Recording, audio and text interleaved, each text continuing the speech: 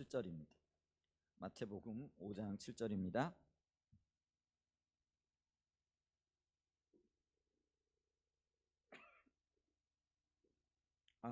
우리 아직 매일 성경 안 찾아가신 분들 계시면은요, 매일 성경 이렇게 찾아가 주셔서 그 매일 묵상하고 또 나누는 그 일에 좀 함께 해 주셨으면 참 좋겠고요. 또 이렇게 광고 드리기는 우리 그 매일 성경, 그러니까 큐티 하는 분들 카톡방이 이렇게 따로 개설이 되어져 있어요. 그래서 큐티 하셨던 것들, 받은 바 은혜들, 또 하고 있다라는 것들, 이런 것들을 좀 표해 주시면은 우리가 함께 주님을 찾아가는 데 있어서 서로 이렇게 위로가 되고 격려가 되어지지 않을까 싶습니다. 그래서 요번 달에 새로 이렇게 또 매일 성경을 이렇게 구입하신 분들은 이렇게 초청해 드리도록 할 거고요. 우리 그 일을 이제 왕재호 집사님이 감당하고 계시고요. 혹시나 나는 매일 성경 아니고요, 생명의 삶이라든지 뭐 다른 어떤 큐티들을 하시는 분들이 있으세요. 그런 분들도 함께 참여하시면 참 좋을 것 같아요. 그래서 우리가 그 서로 격려하고 또 영적인 활동을 하고 있습니다, 말씀 앞에 우리 자신을 세웁니다 하는 어떤 그런 약간의 표현들이 서로에게 굉장히 이렇게 위로가 되고 도움이 되고, 우리 교회 식구들이 이렇게 하고 있구나, 또 어떤 면에서는 도전도 되어지는 그런 일들이 있을 것 같습니다. 더하여 말씀드리거는 이제 식사를 할 수 있는 그런 그 제재가 풀려졌죠. 그래서 식사를 할 수 있습니다. 그래서 이제 가능하면 빨리 좀 준비를 하고 그래서 예배 끝나고 난 다음에 우리 공동 식사 할 수 있도록 이렇게 하고요. 그다음에 이제 공동 식사가 끝나고 난 다음에는 이제 그 교회에서 성경 공부 모임을 주일날 오후에 좀 하든지, 그래서 영적인 어떤 부분에 있어서 우리가 좀 빨리 깨어나고 또 빨리 주님을 좀 찾아갈 수 있도록, 예전에 다 했던 활동들이잖아요.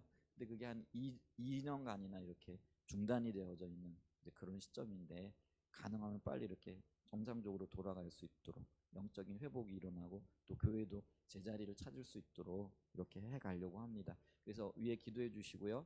또 근데 이제 하려고 하니까 주로 이제 우리 여전들 식구들이 많이 수고를 하셔야 되잖아요, 식사 같은 거 이런 부분에 있어서. 근데 좀 힘들 것 같아요. 2년 동안 안 하시다가 새롭게 시작하려고 그러면은, 그것도 맨날 할 때는 몰랐는데 또 새롭게 하려고 그러면은 또 좀 준비가 필요하고 또 마음의 다짐도 필요하지 않을까 싶어가지고 기도하시면서 우리가 좀 준비할 수 있었으면 좋겠다 싶습니다. 네, 덧붙여서 몇 가지 말씀드렸습니다. 마태복음 5장 7절입니다. 우리 한 목소리를 한번 좀 같이 읽도록 합니다. 시작. 긍휼히 여기는 자는 복이 있나니 그들이 긍휼히 여김을 받을 것이며. 아멘. 주일날 아침에 우리가 산상복음을 좀 쭉 살펴보고 있죠. 그래서 이미 4가지 것들을 살펴봤습니다.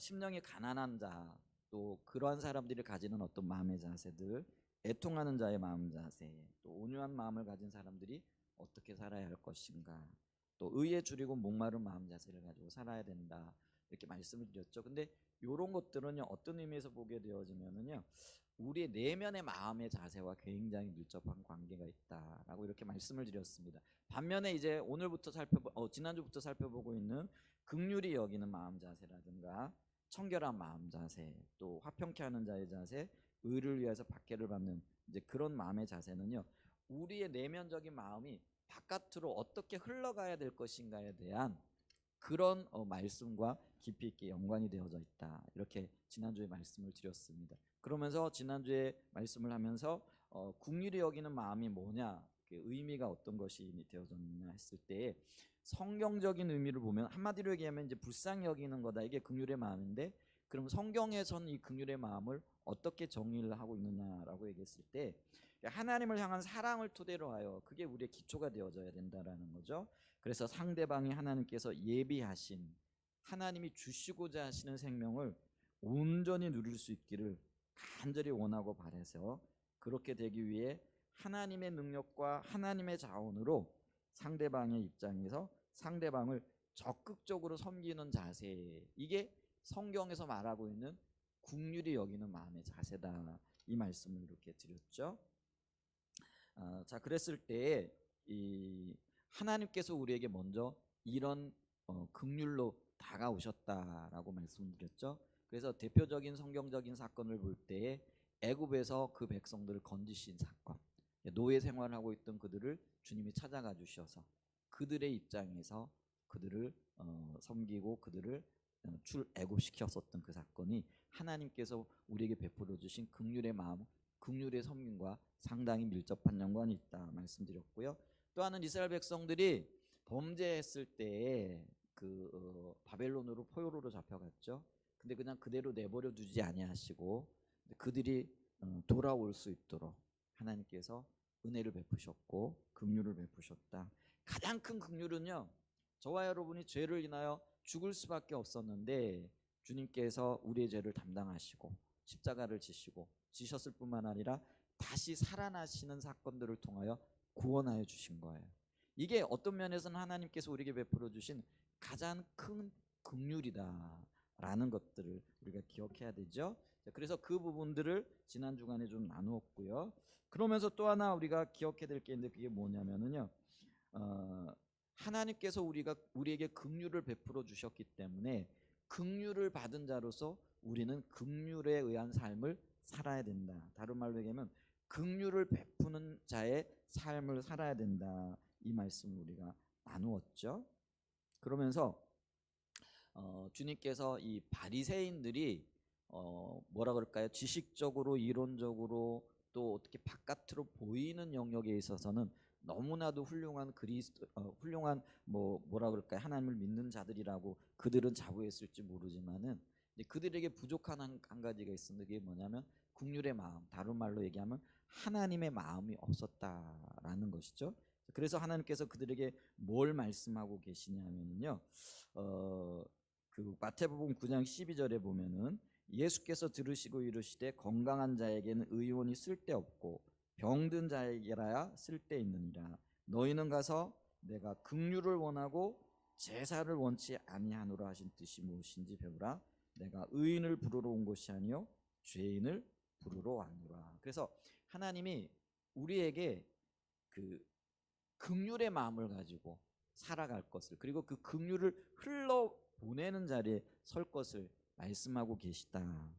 제가 지난 주간에 여기까지 이 말씀을 살펴봤습니다. 그래서 오늘 말씀을 계속 이어나가야 되기 때문에 지난 주간에 어떤 말씀이 있었는가 간략하게 제가 이렇게 복습을 했고요. 그러면서 오늘 계속해서 이어가는 말씀은 뭐냐면요, 이렇게 긍휼의 삶을 살아야 하는 것이 우리 그리스도인들에게 주어진 어떤 의미에서는 하나님의 원하심인데, 그러면 우리의 삶의 영역에서 구체적으로 이것이 어떻게 적용이 되어져야 할 것인가 라는 것이죠. 자, 그랬을 때 가장 먼저는 우리의 윗사람과의 관계에 있어서 우리가 어떤 긍휼의 마음을 가져야 될까, 그리고 이 긍휼의 마음이 어떻게 나타나는가 했을 때요, 윗사람이라고 하면은요, 부모님과의 관계, 이게 이제 가정에서는 그렇죠. 직장에서는 상사와의 관계, 또 더 나아가서 영적으로는 하나님과의 관계를 어떻게 해 나가야 될 것인가 했을 때요, 가장 중요한 건 뭐냐면은요, 존귀함을 가지는 거예요. 그러니까 존대하는 마음을 가지는 거다라는 거죠. 그걸 이제 우리 사이에 어떤 표현을 하면은요, 예의를 갖추는 것이 굉장히 중요하다라는 것이죠. 여러분, 요즘은 이제 부모 자식 간의 어떤 사이가요, 굉장히 편한 사이가 되어졌어요. 그러니까 우리 아이들도 저를 보고 그냥 아빠 아빠 뭐 이렇게 얘기를 하기도 하고, 또 아들은 저한테 깍듯하게 존대를 해요. 근데 딸은 가끔 가다가는요, 반말 비슷하게 이렇게 하기도 하고 주로 이렇게 말을 놓고 이렇게 지냅니다. 근데 이제 그게 어떤 면에서 이제 친밀함의 표현이기도 해요. 근데 나쁘다라는 건 아니에요. 근데 말을 편안하게 할지라도요, 우리가 가져야 할 마음의 자세는 뭐예요? 최대한으로 예의를 갖추고 존귀함을 표현해 내야 된다는 것이죠. 이제 그게 있어야만요, 사람과의 사이에서도요, 뭐라 그럴까요? 질서가 세워지게 되어집니다. 이 질서가 무너져 버리게 되어지면은요, 어떤 면에서는요, 사람 귀한 것들 모르게 되어지고요, 그리고 관계가 깨어질 수 있는 그런 일들이 일어나게끔 되어져 있다라는 것이죠. 그래서 우리가 부모님을 대할 때도요, 편안하게 대하는 건 참 좋습니다.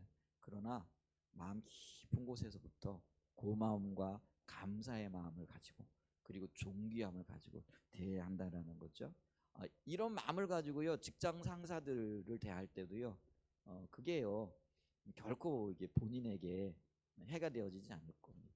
왜냐하면은 그게 그 뭐랄까요? 말은 안 해도요, 삶에 묻어나게끔 되어져 있거든요. 그러니까 사람은 존중받는다라는 느낌이 들면은요, 자신도 이렇게 존중해 주게끔 되어져 있다라는, 아주 나쁘지 않은 뭐라 그럴까요? 못된 상사들도 있을 수는 있어요. 제가 요즘 이렇게 여러 이야기를 들으면서 사람들이 마음이 다 나갔지는 않아요.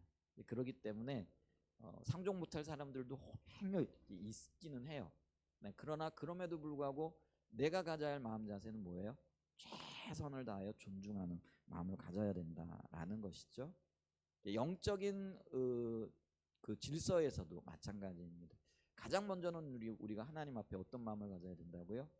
주님을 존중하는 마음, 하나님을 공경하는 마음을 가져야 된다라는 거죠. 근데 우리가 신앙생활 하다 보면은 어느 순간에요, 공경하다기보다는 이렇게 멸시하는 자리에 나섭니다. 멸시라는 것이 어떤 의미냐면은요, 우리가 하나님 앞에 뭐 감히 뭐 하나님을 욕하고 뭐 하나님을 부정하고 그런 일은 안 해요. 근데 하나님과의 관계에 있어서 하나님을 멸시한다라는 건 어떤 의미냐면은요, 하나님이 말씀하셨음에도 불구하고 그 말씀을 귀담아 듣지 않는 거예요. 그게 존중하지 않는 거예요. 이게 명확하게 하나님의 말씀임에도 불구하고 그 말씀을 순종하지 않는 거죠. 그걸 성경적인 의미에서는요, 너희가 나를 멸시하는구나 이렇게 얘기를 한다라는 거죠. 그래서 성경에 보면 하나님을 멸시해서 공개적으로 대놓고 너희들이 나를 멸시한다라고 말한 사람들이 있어요. 그게 사무엘상 2장 30절에 나오는 엘리 제사장과 엘리 제사장의 두 아들들이에요. 여러분, 그거 정말 끔찍한 이야기입니다. 하나님의 말씀을 전혀 존중하지 않아요. 자기 편한 대로 말씀을 해석해요. 그러니까 그게 자기 중심적으로 살아가는 거죠. 근데 그 결과가 얼마나 끔찍했던 것을 우리가 알아야 됩니다. 엘리 제사장이 어떻게 죽었고 엘리 제사장의 두 아들이 어떻게 전쟁터에서 죽어갔는가. 그게 하나님을 멸시했던, 다른 말로 얘기하면 하나님을 존중하지 않았던 그런 삶의 결과들이라는 것들을 기억해야 됩니다.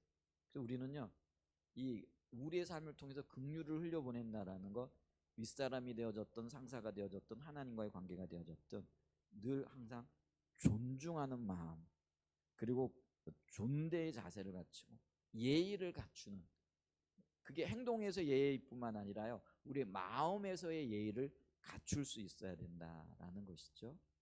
그게 긍휼의 한 표현이 되어질 수 있다라는 거죠. 다른 한편으로는 그럼 이제 나와 비슷한 처지에 있는 사람 혹은 뭐 비슷한 관계에 있는 사람들이 있잖아요. 뭐 나이 차이도 얼마 나지 않고 또 직장에서도 이렇게 동료 관계를 맺고 있는, 그래서 나와 같은 위치에 있는 사람들을 대할 때 가져야 할 자세는 뭐냐면요, 이걸 우리가 이제 우정의 자세라 이렇게 말할 수도 있는데요, 편안하고 거리감이 생기지 않도록 상대를 이렇게 배려해 주는 거죠.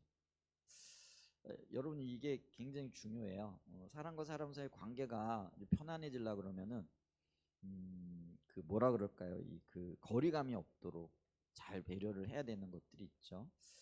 저도 이렇게 관계를 하다 보면은 저는 관계가 굉장히 좀 힘들더라고요. 뭐 이게 핑계이긴 하지만은 그걸 제가 어렸을 때부터 좀 훈련받고 배웠으면 참 좋았을 텐데, 좀 그 우리 어른들이 예전엔 굉장히 좀 가부장적이기도 하고, 또 저 같은 경우에는 이제 저희 아버님이 장애를 가지고 계셨기 때문에 이게 장애라는 게, 저희 아버님은 말씀을 못 하셨어요. 말을 못 하시는 분이었기 때문에 저하고 아버지 사이에 이렇게 격이 없게 대화를 해보고 말로 이렇게 해본 적이 없잖아요. 그러니까 저는 아버지로부터 못 배웠어요. 그러니까 이제 사람과 사람 사이의 관계를 어떻게 해야 되는지 이거를 잘 모르는 거죠. 그러니까 좀 굉장히 어려워요. 사람과 사람 사이, 우선은요, 사람 만나면은 반갑고 할 얘기가 있어야 되는데 할 말이 저는 없는 거죠. 그렇다 보니까 대화가 잘 안 이어지는 이제 그런 경우들이 있어요. 근데 요즘은 제가 많이 노력은 해요. 그래서 분숙기가 있다고 할 정도로 그냥 노력을 하고 애를 쓰는데, 근데 그 상대를 위한 배려는요, 어떤 면에서 노력이 필요해요. 나는 내가 못 배웠으니까, 내가 우리 아버지로부터 배운 적이 없으니까, 그리고는 그냥 무시해 버릴 게 아니라, 그래도 내가 어떻게 하면 저분과의 관계를 편안하게, 또 저분과의 거리감 없이 이렇게 잘 교제할 수 있을까? 이게 좀 필요하더라고요. 그리고 어떤 분들은요, 이런 관계를 뭐라 그럴까요? 향상시키기 위해 가지고요. 그 만났을 때뿐만 아니라 만나기 전에 고민하면서 어떻게 가꿔야 할까? 이런 것들을 고심하는 분들이 있더라고요. 굉장히 좋은 자세예요. 그래서 그분들은요, 어떤 때는요, 유모집을 사다가요, 관계를 좀 형성하기 위해 가지고 좋은 관계를 이끌기 위해서 이럴 때는 어떤 유머, 어떤 표현들이 좋을까 이런 것까지 이렇게 연구하는 분들이 있더라고요. 굉장히 좋은 자세이죠. 이제 그런 것들도 우리에게는 좀 필요하지 않을까 그런 마음을 이렇게 가져봅니다. 그게요 별거 아닌 것 같아도요. 하나님이 우리가 서로 화목하기를 원하시잖아요. 화목을 가꾸기 위한 한 수단이 되어지고 방법이 되어지는 거죠. 그래서 그런 어떤 마음을 이렇게 그 상대도 알아요. 저 사람이 노력하고 있구나, 애쓰고 있구나, 이걸 보게 되어지는 거죠. 그러면서 이렇게 관계가 더 좋아지는 겁니다. 이제 그런 것들이 나로부터 시작할 수 있는 은혜가 있기를 축복합니다. 우리는 이런 생각을 해요. 저 사람이 좀 해줬으면 좋겠어. 저 사람이 좀 노력을 해줬으면 좋겠어. 저 사람이 좀 이렇게 먼저 다가와 줬으면 좋겠어. 근데 그거 쉽지 않아요. 왜요? 그 사람의 마음은 내가 어쩌할 수 없잖아요. 근데 내 마음은 기도하면서 조금 어떻게 조정할 수 있잖아요. 그렇지 않나요? 그러니까 나부터 시작할 수 있는 은혜가 있기를 축복합니다. 그게 하나님의 마음이에요. 주님은요 우리에게 먼저 주라고 말씀하십니다. 받기를 원하지 말고요, 먼저 나눌 수 있는 그런 은혜가 저와 여러분과 또 저와 여러분의 생애 가운데 있기를 축복합니다. 자, 그럼 또 아랫사람은 그럼 어떻게 되느냐? 또 혹은 어려움 가운데 있는 사람, 또 허물이 있는 사람 있잖아요. 여러분 관계를 하다 보면은요, 다 좋은 사람만 만나는 게 아니고요. 내게 실수한 사람을 만날 수도 있고 내게 잘못한 사람들도 만날 수 있어요. 그죠? 자, 그랬을 때 그러면 어떻게 해야 될 것인가? 여러분, 그럴 때는요, 하나님의 마음으로요, 억지로라도요, 좀 표현이 그래요. 우리 아니 마음도 없는데 억지로 하면 그게 위선 아닙니까? 아니에요. 하나님의 사랑을 나눈 데 있어서는요, 어떤 면에서는요, 이게 쥐어 짜는 것도 이렇게 필요해요. 왜냐하면요, 여러분, 이 긍휼이란 말이 자비라는 말이거든요. 근데 이 자비라는 말의 어떤 그 언어적인 의미를 보면은요, 그 우리의 그 뭐죠, 그 여성의 자궁과 굉장히 연관이 되어져 있는데, 이 여성의 자궁이 뭘 품어요? 어린아이를 품잖아요. 그건 뭐냐면 이 엄마가 어린아이, 그러니까 내 뱃속에 있는 아이를 이렇게 바라볼 때, 생각할 때 얼마나 사랑의 마음과 긍휼의 마음이 있겠어요? 저는 아이를 안 가져봐서 모르지만은 대부분의 여성들은 그런 마음이 있잖아요. 그런 마음으로 바라보는 것이 포함이 되어지는 거예요. 긍휼이라는 것, 자비라는 그 말의 의미 가운데 그게 있다는 거예요. 자, 그러면 보세요. 우리가 아이를 볼 때는요, 어떤 면에서는요, 내가 할 수 있는 모든 것들을 다해서 해주고 싶은 마음이 있잖아요. 그랬을 때 내게 잘못한 사람, 또 허물이 있는 사람, 또 나와 친하지 않은 사람, 또 내게 실수한 사람이라고 할지라도요, 이 어미의 마음을 가지고 보면은요, 아니 나가 하기 싫다고, 또 억지로 해서 뭐해, 이런 마음이 아니고요. 그래도 한 번이라도 더 다가가야지, 한 번이라도 더 말해야지, 한 번이라도 내가 먼저 뭐라 그럴까요? 그 긍휼의 마음을 표현해야지. 이런 자세가 되어질 수 있다라는 것이죠. 그래서요, 우리가 주님의 말씀에 순종한다라는 그런 마음을 가지고, 이거는 주님의 말씀에 순종하는 거예요. 위선이 아니에요. 그래서 어떤 때는요, 이게 주님의 고난에 동참하는 거잖아요. 이 고난이라는 게 어떤 의미냐면요, 내가 하기 싫은 그것을 하나님이 말씀하셨고 하나님이 원하시기 때문에 감당하는 거예요. 그것도 고난의 한 의미라는 거예요. 그렇잖아요? 그러면 주님 저 사람과 평화하기를 원하시고 긍휼을 베풀기를 원하시면은 말씀에 순종하여 내가 하나님의 고난에 동참하는 거예요. 그러면 그게 좀 억지인 것 같고, 또 어떤 면에서는 좀 뭐라 그럴까요? 위선처럼 느껴지고 보여지는 거라고 할지라도요, 우리는 그 하나님의 말씀에 순종하여 기꺼이 고난에 동참해야 된다라는 거예요. 그래서 억지로라도, 심지어는 쥐어 짜내어서라도 우리가 그 긍휼을 흘려보내는 그런 자리에 서야 된다라는 것이죠. 이런 마음의 태도와 자세가 굉장히 필요합니다. 그게 아버지의 마음이에요. 오죽하면은 우리 주님께서 십자가를 지시기 전에 겟세마네 동산에서 피와 땀을 흘려 가시면서 그 핏방울이 핏방울처럼 바뀌었다 이렇게 얘기를 하시잖아요. 그러면서 주님 이 잔을 좀 비켜갈 수 있도록 해주세요. 그런데 내 원대로 마시고 아버지의 원대로 해주세요. 여러분이 보세요. 나의 원함으로는 감당 안 하고 싶어요. 근데 아버지의 긍휼의 마음은 뭐예요? 내가 짊어져야 되는 거예요. 그 고난. 그럼 그걸 우리가 위선이라고 얘기할 수 있겠느냐라는 거죠. 아니라는 거죠. 그래서 우리가 온 마음으로 주님의 고난에 동참하는 마음으로 우리가요 말씀에 순종하고 하나님의 마음을 따라갈 수 있는, 그게 우리의 삶을 통하여 드러나는데 그게 긍휼을 베푸는 거라는 거예요. 여러분 내 것 포기해 가면서까지 내게 있는 거 나누면서까지 다른 사람들을 위하는 그 마음이 원래 내 마음일까요? 그렇지 않아요. 모르겠어요. 여러분들은 어떠신지 모르겠는데 저는 그래요. 저는 제 거 소중하고요. 내게 속한 거 소중하고요. 내 거 그냥 움켜쥐고 싶은 마음이 굴뚝 같은 사람이에요. 그잖아요.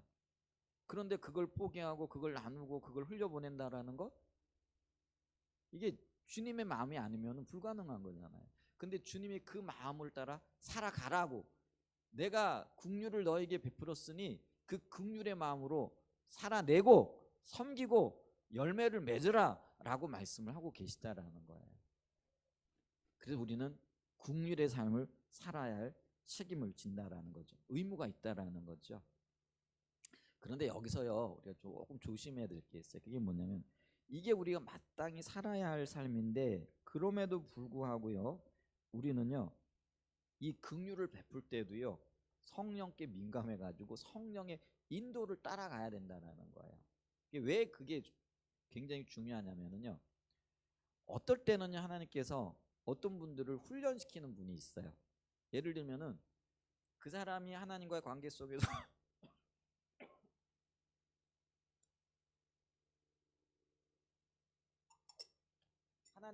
하나님께서 그 사람을 특별한 훈련이나 아니면 인도하기를 원하시는 어떤 그런 사람이 있을 수 있잖아요. 근데 그것 때문에 예를 들면 굉장히 물질적인 어려움을 겪고 또 물질 때문에 쩔쩔매고 있을 수 있어요. 그러면 이제 우리 입장에서는 물질적인 어떤 여러 가지 문제 때문에 쩔쩔매면 당연히 도와줘야 되잖아요. 근데 이 도와줄 때도 어떻게 된다고요? 성령의 인도를 따라야 돼요. 아까 그 얘기했잖아요. 어떤 사람 경우에는요 하나님이 그를 특별히 지금 물질 훈련을 시키고 있는 경우가 있다라는 거예요. 그런데 그냥 불쌍하다고 또 도와줘야 된다고 긍휼을 베풀어야 된다고 무조건 도와주면은요 그게 어떤 결과가 나오느냐면은요 하나님께서 훈련시키고 계신데 그 훈련을 내가 방해하는 경우들이 있을 수 있다라는 거예요. 제가 한 가지 예를 들었는데요 우리가 다른 사람들을 위하고 다른 사람을 돕고 긍휼을 흘려보낼 때도요 이렇게 성령의 인도를 따라 가지고 정말 주님이 그 사람에게 무엇을 도와야 할지 그리고 그 사람에게 어떤 것이 진정한 도움인지 물질인지 아니면 영적인 도움인지 아니면 또 다른 어떤 도움이 필요한지 이런 것들에 대해서 우리가 깨어있지 않으면은요 우리는 긍휼을 베풀었는데 하나님 입장에서 볼 때는 하나님의 일을 방해하는 일이 되어질 수도 있더라는 거예요. 그러니까 하나님을 훈련시키면은 우리는 그렇게 해야 되는 거예요. 하나님 마음껏 훈련시키셔서 하나님의 뜻대로 빚어주세요.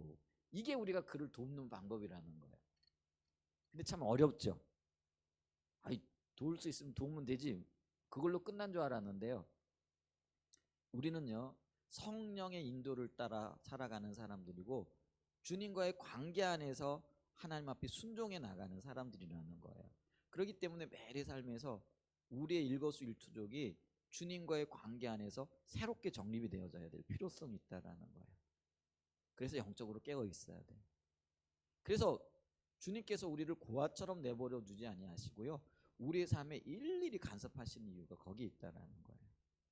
그래서 우리의 삶은 하나님의 뜻을 이루어가고 하나님의 뜻이 성취되어지는 그곳에 초점이 맞추어져야 된다는 거예요. 그렇기 때문에 긍휼을 베푸는 영역에 있어서도 다른 삶의 모든 영역에 있어서도 하나님의 이런 인도를 따라가야 된다라는 것들을 잊지 마시길 바랍니다. 자, 그럼에도 불구하고 우리는요, 긍휼을 베풀어야 할 책임 있는 자들이라는 것도 동시에 기억할 수 있는 은혜가 있기를 축복합니다. 여러분, 돈을 은행에 쌓아두는 것을 적금이라고 하죠. 그죠? 근데 적금 들어놓으면은, 적금들 많이들 드셨어요? 고개를 저으시는데. 예. 근데 적금 들면 이자가 나오잖아요. 그죠? 제가 왜 이런 얘기를 하느냐면요, 여러분, 선을 많이 쌓아두면 이걸 적선이라 이렇게 얘기를 해요. 또 기도를 많이 쌓아놓는 것을 좀, 요 말이 적합할지 모르지만 적도라고 얘기를 해요. 기도가 많이 쌓였다. 근데 보세요, 적금, 돈을 많이 쌓아놓으면 이자가 나와요. 또 보세요, 선을 많이 쌓아두면은요, 반드시 하나님께서요, 그 선에 따른 하나님의 은혜와 긍휼을 베푸세요. 기도가 많이 쌓이잖아요. 그게 적도예요. 여러분, 기도 많이 하실 수 있기를 바랍니다. 그리고 이 기도는요, 어려운 일이 생길 때, 문제 있을 때 하는 게 기도가 아니에요. 평상시에 하는 게 기도입니다. 아멘? 평상시에 주님과의 관계가 이렇게 쌓여지잖아요. 그러면 어려운 일이 있을 때 힘들지 않고 그 일들을 극복할 수 있도록 하나님께서 힘을 주시고 능력을 공급해 주시는 거예요. 자, 적금을 들었더니 이자 나오죠. 적선을 했더니 다른 사람에게로부터 내가 뭐라 그럴까요? 선을 공급받게 되어지죠. 기도를 많이 쌓아놨더니 그것이 문제를 해결할 수 있는 어떤 힘과 능력이 되어졌잖아요. 여러분, 긍휼을 쌓아두는 것, 요거 표현이 좀 그렇지만 이걸 적긍이라 이렇게 얘기를 해보십시다. 내가 긍휼을 많이 흘려보냈고 그 긍휼이 쌓이고 쌓였어요. 자, 그러면은 어떤 긍휼이 내게 임할까요? 그게 있잖아요. 오늘 그 긍휼히 여기는 자는 복이 있나니 긍휼히 여김을 받을 것이요. 주님 이렇게 얘기를 하잖아요. 우리가 평상시에 긍휼을 많이 쌓아두잖아요. 그러면은요, 하나님의 긍휼이 몇 배가 되어져서 우리에게 돌아온다라는 것들은 잊지 않는 그런 은혜가 있기를 간절히 소원해 봅니다. 그러므로 우리는요, 이 긍휼을 흘려보내는 것에 게으르지 말아야 돼요. 그리고 그게 손해라는 생각도 절대 하지 마시길 바랍니다. 오히려 긍휼을 베풀 수 있음에 감사하고 이 긍휼을 통하여 하나님의 긍휼이 내게도 더 강력하게 임할 수 있다는 사실들을 기억하고 주님 앞에 설 수 있는 은혜를 축복합니다. 그러면서 우리는요, 내가 먼저 하나님의 긍휼을 입은 자인 것을 또한 기억하시기 바랍니다. 에베소서 2장 4절에 보면은요, 긍휼이 풍성하신 하나님이 우리를 사랑하신 그 큰 사랑을 인하여 허물로 죽은 우리를 그리스도와 함께 살리셨고, 주님께서 그리스도와 함께, 하나님께서 우리를 그리스도와 함께 살리셨는데 그게 긍휼의 결과라는 거죠. 그렇게 긍휼이 풍성하신 그 하나님이 우리에게 긍휼로 다가오신다라는 것들을 기억해야 합니다. 그래서 우리가 긍휼의 자리, 또 우리의 삶이 긍휼로 나타나야 된다라는 것들을 잊지 마시길 축복합니다. 자, 그러면서 또 하나 우리가 기억할 건요, 이게 네 번째입니다. 그러면 이런 긍휼의 삶을 흘려보내야 하는데 우리가 살아야 할 긍휼의 삶의 한 부분이 언어와 용서의 부분이다라는 것들을 기억하실 수 있기를 바랍니다. 아까는 있잖아요, 그 세 가지 구체적 영역, 윗사람과 또 수평적인 관계, 수직적인 관계와 수평적인 관계와 또 내 밑에 있는 사람들과 어떤 관계를 맺어가야 한가 했을 때 이 사람들과 관계를 맺는 혹은 긍휼을 베푸는 데 있어서 핵심적인 것이요, 언어, 말과 용서라는 것이죠. 다른 말로 얘기하면은요, 우리의 언어에 긍휼이 섞여져 나가야 된다라는 거죠. 이 긍휼이 없는 말이 어떤 말이냐면은요, 정죄하는 말이에요. 그리고 비판하는 말이고 판단하는 말이 되어진다라는 거예요. 우리가요, 아까 그 세 가지 영역에서 윗사람과의 관계, 수평적인 관계, 또 아랫사람과의 관계를 맺어나갈 때 우리가 긍휼의 마음, 긍휼의 말, 이걸 가지고 관계를 맺으면은요, 문제가 전혀 없을 거예요. 근데 우리 언어 생활이 그렇지 않잖아요. 대부분 뭐예요? 판단하고 정죄하고 비난하고 비판하고. 이제 그러다 보니까 굉장히 많은 문제들이 생겨나는데, 이거 이게 바로 긍휼이 없는 말이 되어진다는 거죠. 그래서 마태복음 7장 1절 이하에 좀 보면요, 비판을 받지 아니하려거든 비판하지 말라. 너희의 비판하는 그 비판으로 너희가 비판을 받을 것이요 너희의 헤아리는 그 헤아림으로 너희가 헤아림을 받을 것이니라. 이 비판이요, 언어적으로 보면 정죄한다라는 그런 의미예요.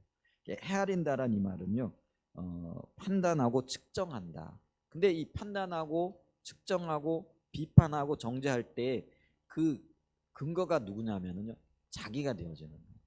이게 참 합당하지 않다라는 거죠. 여러분, 우리가 우리 자신을 알잖아요. 우리 자신이 얼마나 흠이 많은 존재인지.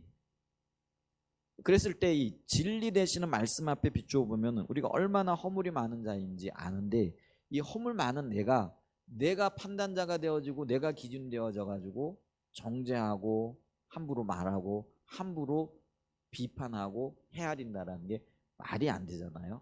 그런데 우리는요, 그런 잘못을 수시로 지금 행하고 있다라는 것이죠. 그래서 주님이 판단하지 말아라, 정죄하지 말아라, 헤아리지 말아라, 이렇게 얘기를 하고 있다라는 거죠. 그러면서 결정적인 말씀을 하세요. 7장 3절에 이하에 보면 어찌하여 형제의 눈 속에 있는 티는 보고 내 눈 속에 있는 들보는 깨닫지 못하느냐. 네 죄가 더 커다라는 거예요. 네가 더 잘못하고 있다라는 거예요. 너에게 문제가 더 많다라는 그런 말씀을 하고 있다라는 거죠. 그래서 보라, 내 눈 속에 있는 들보가 있는데 어찌하여 형제에게 말하기를 나로 내 눈 속에 있는 티를 빼게 하라 하겠느냐. 외식하는 자여, 먼저 내 눈 속에서 들보를 빼어라. 그 후에야 밝히 보고 형제의 눈 속에서 티를 빼리라. 아멘. 그래서 여러분, 우리가 어떤 관계 속에서도요, 이 긍휼 없는 말이 나가지 않도록 은혜를 구해야 돼요. 긍휼 없는 말이 어떤 말이라고요? 정죄하고 판단하고 비판하고 자기가 중심이 되어져 있는, 자기가 기준인 거죠. 근데 여러분, 나는 기준이 될 수 없어요. 오직 주님만이, 주님의 말씀만이 우리의 삶의 기준이 되어져야 된다라는 것이죠. 근데 이런 긍휼이 없는 판단, 긍휼이 없는 말을 하게 되어지면은요, 하나님이 그것을 그대로 갚아주신다라는 거예요. 야고보서 2장 12절 이하에 보면은요, 너희는 자유의 율법대로 심판받을 처럼 말도 하고 행하기도 하라. 긍휼을 행하지 아니하는 자에게는 긍휼 없는 심판이 있으리라. 엄청난 말씀이에요. 내가 긍휼의 말을 하지 않았어요. 그러면 주님이 나에 대해서도 긍휼 없는 말씀으로 갚아주실 거라는 거예요. 내가 긍휼을 행하지 않았잖아요. 그러면 하나님이 내게도 긍휼의 심판을, 긍휼이 없는 심판을 하시겠다라는 거예요. 여러분, 하나님이 나를 심판하실 때 내가 그걸 감당하실 수 있으시겠어요? 못해요. 그러니까 있잖아요, 우리가 긍휼의 마음과 긍휼의 말과 긍휼의 삶으로 우리 다른 사람들을 대하고 그 기준으로 나갈 수 있는 은혜가 있기를 간절히 소원해 봅니다. 아멘. 여러분, 우리의 판단이 혹시 100% 오를 수도 있어요. 왜냐하면 사실에 근거하기 때문에 그래요. 사실에 근거해가지고 시시비비를 가르면은요, 100% 내가 오를 수도 있어요. 예를 들면은요, 누가복음 15장에 집 나간 탕자 이야기가 있죠. 근데 탕자가 돌아왔어요. 근데 그 돌아온 탕자를 보고 형이 뭐라고 얘기를 해요? 아버지, 이 아들이 아버지의 재산을 가져다가 허랑방탕하게 쓰면서 그 창기들과 다 허비하고 하나님 말씀을, 아니, 아버지의 말을 다 그냥 어기고 그렇게 살아와 오지 않았습니까? 그런데 이 아들을 위하여 잔치를 베푼다라는 것이 합당합니까? 여러분, 사실이에요, 아니에요? 사실적인 관점에서 보면은요, 이 형의 이야기가 100% 옳아요. 그런데 아버지는요, 뭐라고 얘기를 합니까? 이 아버지가 긍휼의 마음을 가지고 나오거든요. 근데 그 아버지의 마음은 뭐냐면 돌아왔으면 됐어요. 집을 나가가지고 그 많은 재산을 누구하고 놀다가 다 없앴는지, 어떻게 썼는지, 어떤 삶을 살았는지, 그거는 중요하지 않다라는 거예요. 사실 중요한 게 아니에요. 우리는 근데 사실에 입각해가지고, 저도 그런 실수 참 많이 해요. 우리가 보이는 거 긍휼의 마음은 없으니까 사실 가지고 맨날 이야기하잖아요. 정말 창피하기도 하고 또 그런 오류에 너무나도 자주 빠지기도 해요. 그런데 아버지는요, 하나님은요, 사실 가지고 말씀하지 않아요. 긍휼의 마음을 가지고 얘기를 해요. 그러니까 뭐예요? 돌아왔으면 됐어. 그리고 이 돌아온 아들에게 신을 신겨요. 가락지를 끼워요. 그리고 뭐예요? 옷을 입혀요. 이제는 더 이상 신을 신긴다는 의미는요, 종이 아니라는 거예요. 그리고 가락지를 끼운다라는 거는 내 유업이 너에게 있다라는 거예요. 의복을 입힌다라는 건 뭐예요? 모든 걸 회복시킨다라는 그런 의미가 있다라는 거예요. 여러분, 이게 긍휼입니다. 이 긍휼의 마음을 가질 수 있는 은혜가 있고 축복합니다. 사실 가지고 왈가불가하는, 너무나도 부끄럽기도 하고 또 그게 우리의 현실입니다. 근데 이걸 좀 뛰어넘을 수 있는 은혜가 있고 축복합니다. 쉽지 않을 거예요. 그러나 한 단계 좀 뛰어넘고 이걸 극복함으로 저와 여러분들이 좀 세워지고 살아나고 성장할 수 있는 은혜가 있기를 축복합니다. 조금만 더 시간을 주세요. 오늘 요거 마무리해야 돼요. 그래서 자, 그러고 난 다음에 우리가 해야 될 게 있는 게 뭐냐면은요, 긍휼히 여기는 자에게 임하는 복, 긍휼히 여김을 받을 것이라라는 거죠. 우리가 이렇게 긍휼히 여기고 나가게 되어지면은요, 하나님도 우리에게 긍휼을 베풀어 주신다라는 거죠. 여러분, 주님의 긍휼을 받는 자가 얼마나 행복한지. 작은 아들이요, 집 나간 탕자가 돌아왔는데 아버지가 정죄하지 않았어요. 근데 그 아들은 뭐예요? 내가 아버지께 죄를 지었기 때문에 종의 한 사람처럼 취급받아도 괜찮습니다, 이런 마음으로 왔잖아요. 그런데 그 아버지는 뭐예요? 무슨 소리야? 네가 왜 내 종이야? 너는 내 아들이야. 그게 긍휼이잖아요. 그랬을 때 그 작은 아들은요, 잃어버렸던 모든 유업, 잃어버렸던 모든 것들을 회복하게 되어지는, 그게 긍휼을 입은 자에게 베푸시는 하나님의 복이 되어진다라는 것이죠. 그래서 그 긍휼에 대한 보상은요, 타인이 베푸는 긍휼이 아니라, 그것도 있겠죠, 가장 중요한 것은 하나님이 주시는 긍휼을 누리게 되어진다라는 거예요. 자, 그랬을 때 가장 먼저는 뭐냐면 우리 내면에 큰 기쁨이 있게 되어지는 거예요. 여러분, 무엇보다도요, 마음 편한 게 가장 우선인 줄 믿습니다. 살아보니까 그렇더라고요. 돈도 좀 필요해요. 없으면 불편하잖아요. 사람도 필요하고요. 친구가 없는 것보다는 친구가 있는 게 좋잖아요. 자동차도 필요해요. 집도 필요하고요. 모든 것들이 풍성할 수 있기를 축복합니다. 그런데 제일 중요한 것은 뭐니 해도 마음 편한 거더라고요. 그죠? 그런데 주님과의 관계 있게 되어지면요, 무엇보다도 하나님이 우리 안에 주님이 주신 평강으로 역사하세요. 때로는 좀 손해를 봐요. 아이, 그 사람 참 못됐다.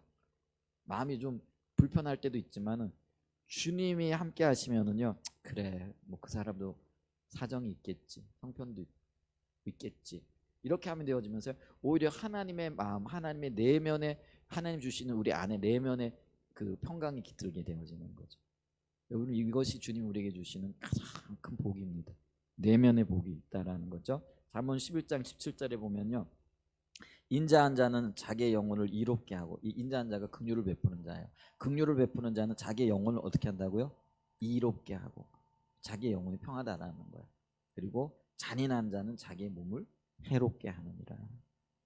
잠언 14장 21절에도 이렇게 얘기를 해요. 이웃을 업신여긴 자는 죄를 범하는 자요, 빈곤한 자를 불쌍히 여긴 자는 복이 있는 자니라.